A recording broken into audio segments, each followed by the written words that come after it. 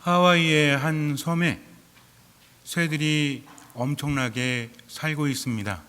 천적이 없고 그리고 먹을 것도 많고 참으로 새들이 살기에 적합한 곳이기 때문에 수많은 종류의 새들이 와서 둥지를 틀고 알을 낳습니다. 짝짓기도 하고 새들의 천국입니다. 천적이 문제가 아니라 주택이 문제였대요. 우리나라에서도 주택 문제가 심각하죠. 새들이 너무나 많다 보니까 천적은 없지만 살 곳이 부족할 정도로 그렇게 주택 문제가 심각했습니다. 그런데 어느 날 2마리의 새가 날아와서 알을 낳습니다. 그리고 알을 품는데 9개월 동안 알을 품습니다. 보통 알들은 그렇게 오래 걸리지 않아서 부화가 되는데 그 새는 9개월간 알을 품어서 부화시켰습니다.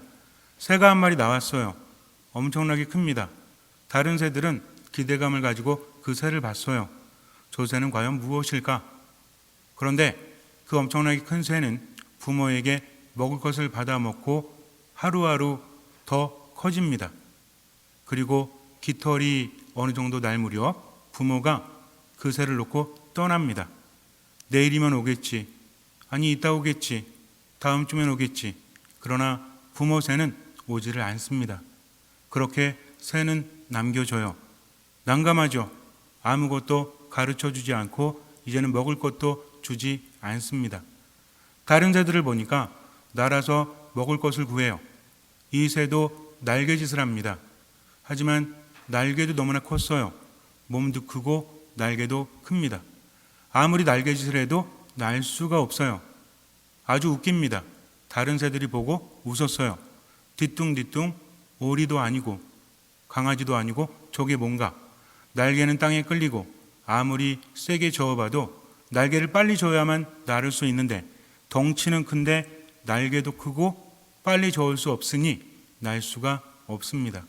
그렇게 바보처럼 이리저리 왔다 갔다 할 뿐이었어요. 땅바닥에 떨어져 있는 먹이를 먹으면서 계속 날려고 하지만 날지 못합니다. 다른 새들은 이내 관심을 끊었어요. 저 새는 바보구나. 날 수가 없구나. 그런데 거기에 살고 있던 원주민들도 그 새를 보면서 바보 갈매기라고 불렸습니다. 그렇게 그 새는 매일매일 날개짓을 하지만 날 수가 없었어요. 그러던 어느 날 폭풍이 몰려오는데 다른 새들은 둥지에 자리를 잡고 폭풍이 지나가기를 기다리는데 이 바보 새는 자꾸자꾸 위로 올라갑니다. 그리고 언덕에 섰어요. 눈도 뜰 수 없을 만큼 강한 바람이 부는데 언덕에 그렇게 서 있습니다. 다른 새들은 생각을 합니다. 왜 저러지? 미쳤나? 정말 바보네. 빨리 내려와서 숨지 않으면 저 바람에 떨어질 텐데 걱정하면서 바라보는데 이리저리 기우뚱기우뚱 거립니다. 바람이 엄청나게 불고 뒤로 넘어갈 것 같은데도 계속 절벽에 서 있더니 이내 앞으로 조금씩 가기 시작을 합니다. 드디어 미쳤구나.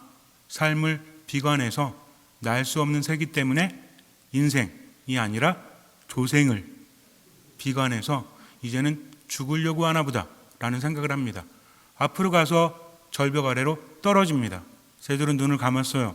그래도 불쌍한데 날지 못하는 뒤뚱뒤뚱 바보 갈매기 바보 새지만 그래도 불쌍했어요. 태어난 지 얼마 안 됐는데 하늘을 알아보지도 못하고 저렇게 죽는다니 라는 생각을 합니다. 그런데 잠시 후에 절벽 밑으로 떨어지던 그 새는 위로 솟구칩니다. 그리고 하늘을 날기 시작을 해요. 날개짓을 하지 않는데도 이리저리 잘도 나릅니다. 그렇게 난 새는 10년 동안 땅에 내려오지 않습니다. 도대체 무슨 새길래 전설인가? 라는 생각이 드시겠지만 실제로 있는 새예요. 알바트로스라고 합니다. 날개를 펴면 3m, 4m가 된대요. 우리나라에도 가끔 온다라고 하는데 이 새는 평상시에는 날 수가 없습니다. 날개가 너무나 크기 때문에 빨리 저을 수 없으니까. 그런데 폭풍이 몰아칠 때나 거센 바람이 불 때는 날개질을 하면서 날아오릅니다. 일단 조금 오르면 절대로 떨어지지 않습니다. 왜냐하면 다른 새들이 가지지 못한 능력을 가졌기 때문에 그래요. 보통 새들은 바람을 잘 이용한다라고 하는데 이 알바트로스는 바람이 다른 층을 잘 구분한대요. 우리가 바람을 맞을 때는 바람은 하나인 것 같지만 그렇지가 않아요. 여러 바람층이 있다고 합니다. 빠른 바람이 있고 느린 바람이 있는데 그 사이에 층이 생긴대요. 이것을 볼 줄 안다고 합니다. 그래서 바람의 속도가 다른 그 틈을 타고 나르는 거죠. 하강했다가 위로 올라갔다가 이렇게 합니다. 날개짓을 하지 않아도 바람층을 볼 수 있기 때문에 그래요. 여러분들은 바람층을 보십니까? 그런 능력이 있으신 분들은 좀 가르쳐 주세요. 바람을 보면서 그는 느낄 수 있다라는 거죠. 단순히 눈으로만 보는 것이 아니라 몸으로 그렇게 느끼는 것입니다. 부모에게 배우지 않았지만 그것을 알고 있다라는 거죠. 실제로 이제 성인 개체가 아니라 뭐라고 하죠? 성조라고 하나? 어른 개체가 된 알바트로스는 날기 시작해서 자기 짝을 찾을 때까지 10년을 내려오지 않는데요. 되게 신기하지 않습니까? 그럼 어떻게 사나라고 하는데 어차피 날개짓을 하지 않으니까 편하게 날고 있는 거죠. 일단 뜨면 절대로 떨어지지 않는다고 합니다. 물갈퀴도 굉장히 커요. 그리고 한 번 정도 6일에 한 번 정도 날개짓을 하는데 그때가 언제냐면 바다 근처로 와서 먹이를 잡을 때, 그러니까 바람의 틈을 보고 있다가 밑으로 내려와야 되잖아요. 그리고 틈을 보고 올라가려면 한 번 정도 휘 저으면 위로 올라간다고 합니다. 그리고 뇌가 2개의 방구가 있어서 돌아가면서 기능을 한대요. 나머지는 쉰다고 합니다. 그래서 잠잘 필요도 없대요. 저는 이게 제일 부러운 것 같아요. 그래서 반쪽 내는 잠을 자고 반쪽 내는 활동하고 얼마나 좋아요. 여러분도 부러우십니까? 부럽거나 말거나 어쨌든지 간에 그래서 10년을 날다가 땅으로 내려온다고 합니다. 위성 추적에 의해서 어떤 알바트로스는 2달 만에 지구 한 바퀴를 돌았대요. 그런데도 지치지를 않는다고 합니다. 왜 그래요? 바람을 탈 줄 알기 때문이죠. 제가 예전에도 큰 뒷부리 도요새에 대해서 말씀을 드렸지만 그 새는 아주 작은 새였습니다. 그래서 대서양을 절대로 건널 수 없는 새였는데 장기가 쪼그러든다고 했죠. 그래서 날 수 있는 것입니다. 하지만 알바트로스는 어떻게 날아요? 바람을 이용해서 어떤 새보다도 잘 이용한다라고 합니다. 수평으로 나는 것은 공식적으로 우리가 기네스북이라고 하죠. 여러분들 기네스북이 뭔지 아시죠? 기네스북이 왜 생겼죠? 처음에 생긴 이유가 어떤 새가 가장 빠른가를 알기 위해서 기네스 랭크를 만들었대요. 그래서 책자를 만든 것이 기네스북이라고 합니다. 우리가 알고 있는 맥주, 기네스 회사 있죠? 여기서 만든 겁니다. 그래서 기네스북의 1위로 공식적으로 수평으로 가장 빠르게 날 수 있는 새가 알바트로스다. 그런데 이 새는 가장 높이 난다라고 해요. 그리고 가장 멀리 난다고 합니다. 왜 그래요? 바람을 잘 타기 때문에 그래요. 알바트로스는 기다립니다. 자기가 날 수 있는 바람이 보일 때까지. 물론 처음부터 볼 수 있는 건 아니죠. 처음에 깃털이 생기고 나서는 계속 날개짓을 하면서 날려고 합니다.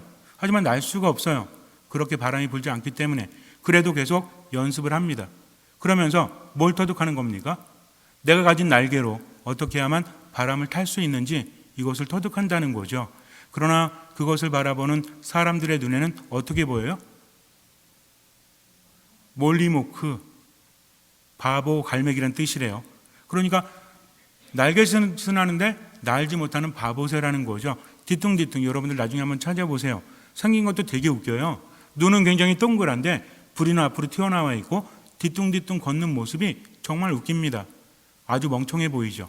그러나 일단 바람을 타게 되면 10년 동안 날 수 있는 새, 그리고 6일에 한 번 날개짓을 하면 그것으로 땅에 떨어지지 않는 대단한 새라는 거죠. 이 새는 커다란 날개를 지녔습니다. 평상시에는 거추장하죠. 그러나 한번 비상하면 대단함을 발휘할 수 있다는 것입니다. 바람을 볼 수 있고 바람을 탈 수 있는 날개가 있기 때문이다. 평상시에는 그렇게 정말 웃기게 날개짓을 하지만 그것은 준비하는 거죠. 기다리는 것입니다. 우리들의 인생도 마찬가지예요. 하느님을 믿지 않는 사람들도 기회는 온다라고 합니다. 그러니 포기하지 말라고 그래요. 그러나 우리는 확신을 가지고 있죠. 알바트로스는 분명히 바람이 올 것이라는 확신을 가지고 기다립니다. 그러니 어떻게 해요? 계속해서 연습을 하는 거죠. 자기에게 주어진 날개를 가지고 연습하면서 때가 오면 비상을 할 수 있는 것입니다. 우리도 마찬가지예요. 막연하게 내가 노력을 하면 될 수 있다가 아니라 신앙인들에게 있어서 희망이라는 것은 하느님께로부터 온다라는 거죠. 내가 가진 것을 가지고 최선을 다하면서 그분을 신뢰한다면 기회가 왔을 때 잡을 수 있다는 것입니다. 그 누구도 상상하지 못한 방식으로 하늘을 날 수 있다라는 거죠. 그러기 위해서는 바람을 보아야 합니다. 우리는 하느님께 많은 것을 청해요. 그런데 예수님께서는 우리에게 가장 좋은 것을 준다고 하십니다. 그것은 무엇입니까? 성령이라는 거죠. 예수님 분명히 말씀하세요. 그분은 하느님이십니다. 그 누구보다도 우리에게 필요한 것을, 내가 원하는 것을 아주 잘 아세요. 내가 청하기도 전에 이미 하느님 아버지께서는 알고 계십니다. 예수님도 그것을 알고 계시죠. 그러면서 무엇을 청하라고 하십니까? 성령을 청하라고 하십니다. 왜냐하면 성령을 받으면 내가 원하는 나머지도 풍성하게 받을 수 있기 때문에 그래요. 어떤 것이 좋은지 우린 잘 알지 못해요. 성령은 무엇입니까? 성령은 어떤 분이시죠? 하느님이십니다. 그래서 성령은 눈에 보이지 않지만 삼위일체 하느님이시다. 즉 성령을 우리에게 주신다는 것은 하느님께서 우리와 함께 살아가신다는 거죠. 신앙은 외로운 것이 아닙니다. 세상 사람들은 정신력으로 마음의 힘으로 세상을 버티지만 우린 그럴 필요가 없어요. 우린 누굴 느끼면 돼요? 하느님을 느끼면 돼요. 나를 나보다 더 잘하시고 나를 나보다 더 사랑하시고 나에게 힘을 주시는 분. 예수님은 끊임없이 우리에게 사랑을 주시고 우리에게 구애를 하십니다. 뭐라고 하십니까? 너희는 아무것도 할 수 없다. 내가 아니면 너희는 아무것도 할 수 없다. 그러니 어떻게 해라? 내 안에 머물고 나를 따르고 나에게 붙어 있어라. 이렇게 말씀하십니다. 사람에게는 불가능하지만 하느님께는 모든 것이 가능하다. 그러니 뭐 해라? 이거 모르시면 아니 되옵니다. 하느님께는 모든 것이 가능하다. 인간에게는 불가능하지만 너희가 해야 될 것은 이거 하나다. 그러니 뭐 해라? 힘내라. 화이팅. 믿어라. 믿지 못하겠거든 내가 한 일들을 보아서라도 믿어라. 즉 하느님께서 인간이 되셔서 우리하고 함께 사신 것은 당신을 보여주심으로 인해서 하느님이 어떤 분이신지 그리고 하느님을 만나게 하신다는 겁니다. 그리고 하느님의 일을 보여주심으로 인해서 인간에겐 불가능하지만 하느님께는 모든 것이 가능하다. 그리고 어떤 사람에게? 믿는 사람에게 모든 것이 가능하다. 왜? 믿는 사람에게는 하느님께서 함께 하시기 때문이다. 그래서 너희 힘으로 사는 것이 아니라 바로 나와 아버지의 힘으로 너희는 살아간다 라고 하십니다. 그래서 믿음을 끊임없이 강조하시는 거죠. 믿음이 없다면 기적이 일어날 수 없기 때문에 그래요. 그래서 믿음이라는 것은 다른 것이 아니라 하느님을 알고 그분과 함께하는 거다. 이게 믿음이에요. 그런데 하느님을 알지 못하면 함께할 수 없고 믿음도 자라날 수 없다라는 거죠. 분명히 알아야 됩니다. 그래서 하느님께서는 당신 자신을 우리에게 주십니다. 우리 안에서 보여주신다는 거죠. 마치 알바트로스가 바람의 틈을 볼 수 있듯이 우리도 삶 안에서 많은 고통들, 힘겨움들 그 사이에서 하느님의 바람을 느껴야 합니다. 성령은 성경에서 루아흐라고 그래요. 푸네우마라고 합니다. 이것은 두 가지 뜻을 가진 같은 단어라고 생각하시면 돼요. 구약과 신약 즉 히브리어와 히라베에서 다르게 말하지만 두 가지 뜻이 뭐냐면 하나는 숨입니다. 숨결이라는 거죠. 하나는 바람이에요. 즉 하느님은 생명의 숨결이요 생명의 바람이시다. 이것이 생명의 원천이지 않습니까? 우리가 요즘에 살면서 코비드 때문에 굉장히 힘들죠. 병에 걸릴까 봐 불안하고 여러 가지로 어떻습니까? 상실감이 크죠. 좌절감이 크죠. 어떻게 해야 될지 모르잖아요. 사람들은 화가 나 있고 그리고 정서적으로도 굉장히 힘든 삶을 살아가고 있지 않습니까? 이럴 때 정말 필요한 게 뭐예요? 돈이에요? 물론 그럴 수도 있겠지만 근본적으로 무엇이 필요합니까? 힘, 생명력이 필요하다는 거죠. 생명력이 넘치는 사람은 호흡이 강하죠. 그래서 숨이라는 것은 단순히 붙어있는 목숨만을 의미하는 것이 아니라 숨이라는 것은 생명력을 의미한다는 겁니다. 숨결이 강한 사람은 아무리 힘들어도 이겨낼 수 있기 때문에 그래요. 그리고 또 한 가지 있죠. 인간이 움직여야 인간이잖아요. 활력이 없으면 의미가 없지 않습니까? 단순히 눈에 보이는 움직임 이런 거 말고 막혀 있다면 답답한 거예요. 막혀 있다면 불안한 겁니다. 그래서 인간은 활력이 넘쳐야 돼요. 점점 나이가 들수록 뭐가 떨어져요? 힘이 떨어지죠. 생명력이 떨어지죠. 뭐가 필요합니까? 활력이 필요하죠. 그러니 뭘 먹어요? 장어 먹고 뱀도 먹고 사슴피도 먹고. 근데 애들이 그런 거 먹어요? 그렇지 않습니다. 왜 그래요? 어른들은 느끼기 때문에 그래요. 그러니 그걸 먹어서 맛이 좋아서 드십니까? 뱀을? 물론 장어는 좀 맛있긴 하죠. 그죠? 어쨌든 힘을 내기 위해서 그런 것을 찾지 않습니까? 삶 안에서 정말 필요한 것은 생명력입니다. 활기라는 거죠. 이것을 어떤 걸로 표현할 수 있어요? 바람이죠. 바람.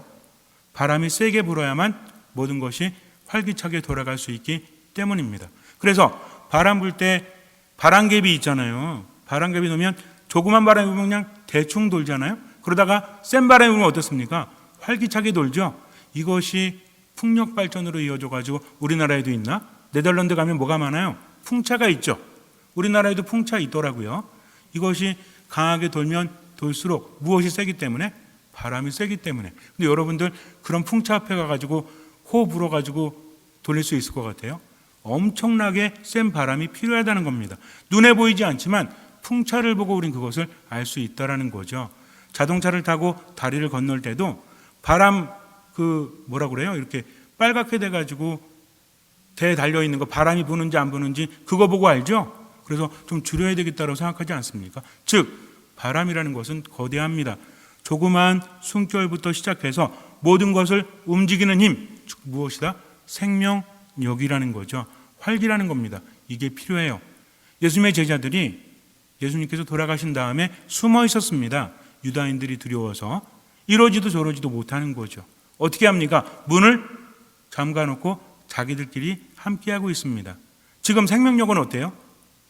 아주 미약하죠. 죽지 못해서 살아갑니다. 마음으로 느끼는 게 뭡니까?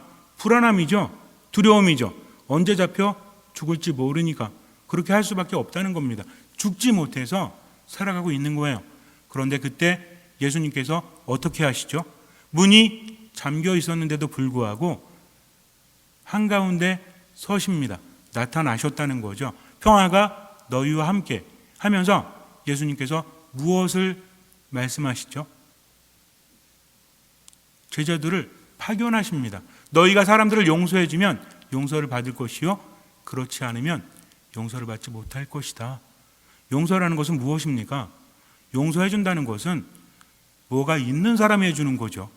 없는 사람은 해줄 수 없습니다. 그런데 지금 제자들은 제코가 석자잖아요. 누가 봐도 안 좋은 상황이라는 거죠. 그러나 예수님은 다르게 말씀하십니다. 왜 그래요? 당신께서 주실 것이기 때문에 그래요. 부모님이 아이들에게 심부름을 시킬 때 야 가서 뭐 좀 사라고 할 때 뭘 주죠? 그냥 보내요? 가서 돼지고기 한 3근하고 뭐하고 사라 한 10만 원 나올 거야? 그럼 애가 그냥 갑니까? 뭘 받아갖고 가죠? 돈 받아갖고 가죠. 부모가 보내기 때문에 당연한 거 아닙니까? 뭔가 큰 거 사오라고 시킬 때는 부모가 주기 때문에 당당하게 시킬 수 있는 겁니다. 지금 제자들이 제코가 석자라서 아주 안 좋은 상황이지만 생기가 바닥에 떨어져 있지만 무서워서 떨고 있는 정말 못난 사람들일 수밖에 없는 거죠. 상황이 그렇잖아요. 그런데 예수님께서는 그들에게 무엇을 주실 것이기 때문에 숨을 불어넣으시며 성령을 받아라 라고 말씀하십니다. 즉 하나님의 숨결, 하나님의 바람, 하나님의 생명력이 제자들 안에 들어가면 그들은 더 이상 두려워하지 않아도 돼요. 무서워하지 않아도 돼요. 생명력이 넘칠 것이기 때문입니다. 누가 함께 하십니까? 하느님께서 함께 하시기 때문입니다. 그래서 성령은 영원히 살아계신 모든 것이 가능한 하느님의 숨결이요 바람이라는 거죠. 눈에 보이지 않지만 믿는 사람들 안에서 움직임의 원천이 되십니다.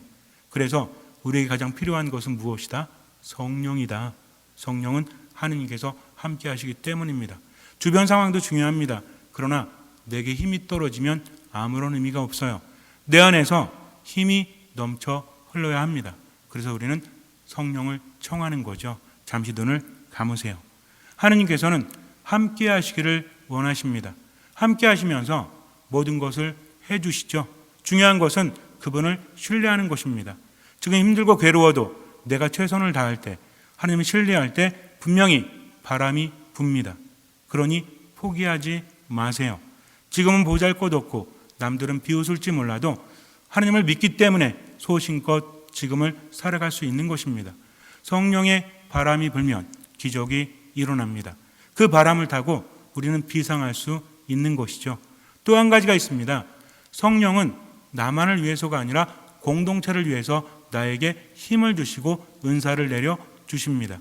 그러니 나만을 위해 살지 않고 생명력이 넘치면 그 힘으로 다른 이들에게 베풀면서 살아갈 수 있도록 하세요. 눈에 보이는 것이든 보이지 않는 것은 그렇게 할 때 우린 더 많은 생명력을 얻습니다. 아까워하지 마세요. 다 쓰면 하느님께서 또 주십니다. 그러니 생명력이 넘치는 삶을 누리시고 다른 사람에게 베풀면서 성령의 열매를 맺으면서 살아가십시오. 신앙은 이런 것입니다. 그냥 내가 뭔가를 청하고 하느님께 받는 것으로 끝나는 것이 아니라 하느님과 함께하면서 하느님께서 나에게 좋은 것, 즉 생명력을 주시고 그 생명력으로 나는 열매를 맺고 베풀면서 살아가는 거죠. 그러면서 점점 행복도 평화도 기쁨도 커질 수밖에 없습니다. 그러니 힘들고 괴로워도 주님을 신뢰하십시오. 기다리면서 최선을 다하십시오. 온전히 믿고 기뻐하면서 감사하면서 지금을 살아가십시오. 주님께서는 그 믿음을 보시고 우리 삶에 놀라운 기적을 일으켜 주실 것입니다. 아멘.